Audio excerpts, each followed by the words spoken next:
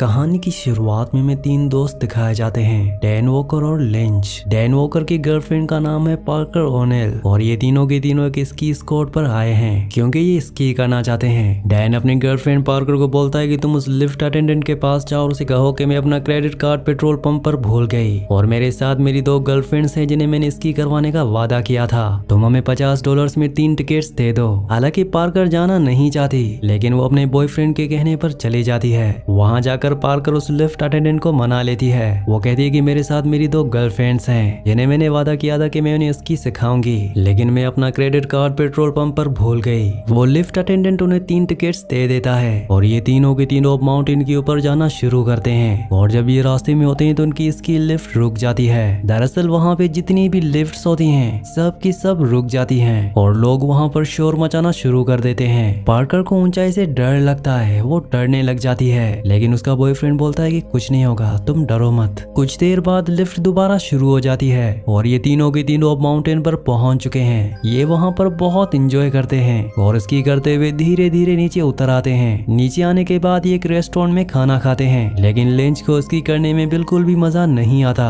क्योंकि पार्कर को स्की करना नहीं आता। वो बार बार गिर रही थी इसीलिए इन्हें रुक रुक के आना पड़ता है और अब लिंच एक बार फिर से स्की करने जाना चाहता है। हालांकि पार्कर इनके साथ नहीं जाना चाहती लेकिन उसके बॉयफ्रेंड के कहने पर जबरदस्ती उसे इनके साथ जाना पड़ता है। और जब ये वहां पर पहुंचते हैं जहां से इन्हें लिफ्ट से ऊपर माउंटेन पर जाना है तो वहां पर जो लिफ्ट अटेंडेंट होता है वो कहता है कि लिफ्ट बंद हो चुकी है और हमें खबर मिली है कि तूफान भी आने वाला है इसीलिए हमने लिफ्ट बंद कर दी है। लेकिन इन तीनों की जबरदस्ती करने पर उसे इन तीनों को भेजना पड़ता है और अब ये तीनों ऊपर जा रहे होते हैं। लिफ्ट अटेंडेंट के पास उसका एक कोवर्कर आता है। वो कहता है कि अगले वीकेंड को मेरे भाई की कॉकटेल पार्टी है और उसके लिए मैंने पहले से एप्लीकेशन दी है इसीलिए मैं अगले वीकेंड नहीं आ सकता। वो बोलता है कि अगर ऐसी बात है तो तुम्हें बॉस से बात करनी चाहिए और वो वहां से अपने बॉस से बात करने के लिए चला जाता है और अपने साथी को बोलता है कि अभी भी लिफ्ट से 3 लोग ऊपर गए हैं और जब तक वो वापस ना आ जाए तुम लिफ्ट को बंद मत करना। वो आदमी वहां पर खड़ा हो जाता है पर तभी वो देखता है कि ऊपर माउंटेन से 3 लोग स्की करके नीचे आ रहे होते हैं और उसे लगता है कि वही तीनों लोग हैं जिसके बारे में उसके कोवर्कर ने उसे बताया था। जिसके बाद वो लिफ्ट बंद कर देता है। वहीं लिफ्ट में जो लिंच और पार्कर होते हैं वो सोचते हैं कि लिफ्ट अपने आप ही बंद हो गई जैसे पहले भी थी और वो आपस में बात करना शुरू कर देते हैं। हालांकि उन्हें बहुत ठंड लग रही होती है क्योंकि मौसम धीरे धीरे खराब हो रहा होता है और तभी वहां पर जितनी भी लाइट्स होती हैं सब की सब बंद हो जाती हैं और अब उन्हें डर लगना शुरू हो जाता है क्योंकि आज संडे होता है और अगर उन्हें कोई लेने नहीं आया तो फ्राइडे तक यहाँ पर कोई भी नहीं आएगा। इसके बाद वो जोर जोर से आवाज लगाना भी शुरू कर देते हैं लेकिन इस वीराने में उनकी आवाज सुनने वाला कोई भी नहीं होता। तभी वो देखते हैं कि नीचे बर्फ हटाने वाली गाड़ियां आती हैं और उसे देखकर वो जोर जोर से आवाज लगाना शुरू कर देते हैं और वो गाड़ी ठीक उनके नीचे आकर रुक जाती है। इस बात से इन्हें बहुत खुशी होती है। वो कहते हैं कि देखा हमें यहाँ पर अकेला छोड़कर कोई भी नहीं जा सकता।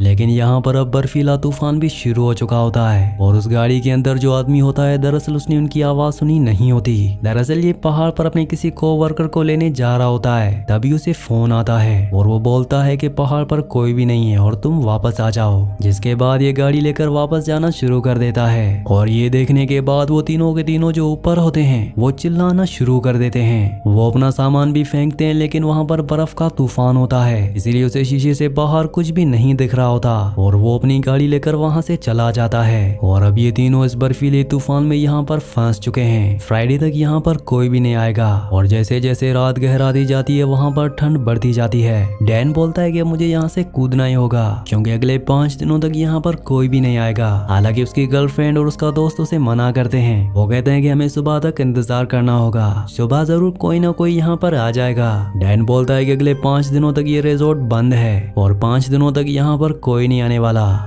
वीडियो में आगे बढ़ने से पहले आप सबसे रिक्वेस्ट है कि आप में से बहुत सारे व्यूवर्स वीडियो तो देखते हैं लेकिन चैनल को सब्सक्राइब और वीडियो को लाइक नहीं करते, तो आप सबसे रिक्वेस्ट है कि चैनल को सब्सक्राइब और वीडियो को लाइक लाजमी से कर दिया करें। वो अब वहां से कूदने की तैयारी करता है। हालांकि उसे डर भी लग रहा होता है लेकिन उसके पास अब कोई ऑप्शन नहीं होता क्योंकि एक बार अगर यहाँ से सारे एम्प्लॉइज चले गए तो उन्हें अगले कई दिनों तक यहाँ पर फंसे रहना होगा। वो पूरी हिम्मत करके ऊपर से कूद जाता है और जब वो नीचे गिरता है तो वहाँ पर बर्फ इतनी हार्ड होती है कि जमीन पर गिरते ही उसके दोनों पैर टूट जाते हैं। अब वो हिल भी नहीं पाता, वो दर्द से करारा होता है। ऊपर से उसकी गर्लफ्रेंड पार्कर और लिंच उसकी मदद करना चाहते हैं। लिंच अब ये डिसाइड करता है कि जिस तार पर ट्रॉली लटकी हुई है उस तार के सहारे वो आगे बढ़ता जाएगा और उससे नीचे उतरकर वो अपने दोस्त की मदद करेगा। वो बड़ी मुश्किल से थोड़ा सा आगे बढ़ता है, उसके हाथ फिसल रहे होते हैं, पर तभी वो वापस आ जाता है। पार्कर बोलती है कि तुम वापस क्यों आ गए? वो कहता है कि नीचे मत देखना, क्योंकि नीचे वहाँ पर भेड़ी आ चुके होते हैं। डैन बोलता है कि उसको नीचे मत देखने देना, क्योंकि डैन जानता है कि अब वो नहीं बच सकता। वो भेड़ी उसे मार देंगे क्योंकि वो हिल भी नहीं सकता, और वो अपनी कैप को नीचे कर लेता है और भेड़िए डैन को मार देते हैं। इस बात से लिंच को और पार्कर को बहुत दुख होता है। वो बहुत रोते हैं, लेकिन वो उसकी मदद नहीं कर सकते थे और अब इनका दोस्त इस दुनिया में नहीं रहा। पार्कर बोलती है कि तुमने उसे रोका क्यों नहीं? लिंच बोलता है कि तुम मुझ पर इल्जाम लगा रही हो, मैंने कहा था कि मत कूदो, लेकिन उसने मेरी बात नहीं सुनी, और तुम तो उसकी गर्लफ्रेंड थी ना, तुम उसे 1 साल से जानती हो, पर मैं उसे बचपन से जानता हूँ और अब मैंने अपने दोस्त को खो दिया है। इसके बाद पार्कर उसे सॉरी बोलती है और ये दोनों एक दूसरे के गले लगकर बहुत रोते हैं। अब ये नीचे जाने की कोशिश भी नहीं कर सकते क्योंकि नीचे भेड़िए हैं जिन्होंने अभी अभी इनके दोस्त को मारा है। इन दोनों को पूरी रात उस कड़ाके की ठंड में जहाँ पर बर्फीला तूफान चल रहा है वहीं उस ट्रॉली पर बितानी पड़ती है। ये दोनों रात को बहुत सारी बातें करते हैं, जिसके बाद ये दोनों सो जाते हैं। और जब सुबह इनकी आंख खुलती है तो पार्कर देखती है कि उसकी ट्रॉली की जो रोड आगे होती है उस पर उसका हाथ होता है, और जब वो अपना हाथ वहां से उठाने की कोशिश करती है तो उसका हाथ इस रोड के साथ पूरी तरह से जम गया होता है क्योंकि उसके हाथ में ग्लव्स नहीं होते। और जब वो अपना हाथ वहां से छुड़ाती है तो उसके हाथ की स्किन वहीं उस रोड पर चिपक जाती है। पर तभी लिंच की आंख खुल जाती है। लिंच पार्कर को बोलता है कि तुम ठीक तो हो ना? वो कहती है कि हाँ मैं ठीक हूँ। वो कहता है कि तुम्हारा चेहरा पूरी तरह से लाल हो गया है। वो कहती है कि तुम्हारा चेहरा भी लाल हो गया है, दरअसल ठंड से इनकी स्किन अब खराब हो रही होती है। लिंच पार्कर को बोलता है कि जब सुबह क्लास में हमें कोई भी नहीं देखेगा तो हमें यहाँ पर लेने कोई ना कोई जरूर आएगा। पार्कर बोलती है कि ऐसा कुछ भी नहीं होने वाला क्योंकि किसी को भी नहीं पता कि हम यहाँ पर हैं। इसके बाद लिंच दोबारा आवाज लगाता है लेकिन वहाँ पर दूर दूर तक कोई नहीं होता। लिंच बोलता है कि पीछे जो पोल है अगर मैं वहाँ तक चला गया तो सीढ़ियों से उतर जाऊंगा। पार्कर लिंच को बोलती है कि तुम वहाँ पर कैसे जाओगे क्योंकि तुम्हारे हाथ में चोट लगी है। दरअसल पिछली बार जब वो ट्रॉली के वायर से नीचे अपने दोस्त को बचाने के लिए जा रहा था उस वक्त उसके हाथ में चोट लग गई थी। लिंच बोलता है कि हम यहाँ पर एक रात और नहीं गुजार सकते, लेकिन अब यहाँ पर धूप आ गई होती है और इसलिए पार्कर उसे बोलती है कि हमें कुछ देर यहाँ पर इंतजार करना चाहिए। अगर यहाँ पर कोई और नहीं आया उसके बाद हम सोचेंगे। और ये दोनों उस धूप में अब यहाँ पर किसी के आने का इंतजार करने लगते हैं। रात को यहाँ पर जितनी ठंड होती है दिन में यहाँ पर उतनी गर्मी होती है क्योंकि यहाँ पर धूप बहुत तेज है और ये पूरी रात से इस ट्रॉली पर बैठे हुए हैं, इसीलिए पार्कर को टॉयलेट जाना होता है। और जब लिंच सो रहा होता है तो उसे मजबूरी में अपने पैंट में टॉयलेट करना पड़ता है क्योंकि वो यहाँ से कहीं भी नहीं जा सकते। अब कुछ टाइम और बीतता है। लिंच तय करता है कि वो ट्रॉली के वायर से दूसरी ट्रॉली तक जाएगा जिसके पास वो पोल है जिससे नीचे उतर सकता है। और जैसे ही वो ऊपर वायर को पकड़ता है तो जिस ट्रॉली पर ये दोनों बैठे होते हैं उसका एक पैच निकल जाता है और वो एक तरफ झुक जाती है। इस बात से पार्कर बहुत डर जाती है। वो कहती है कि ट्रॉली गिर जाएगी। लिंच कहता है कि ऐसा कुछ नहीं होगा, तुम वहीं बैठी रहो। और वो बड़ी मुश्किल से उस वायर के सहारे दूसरी ट्रॉली तक पहुंच जाता है जिसके पास वो पोल है जिससे उसे नीचे उतरना है।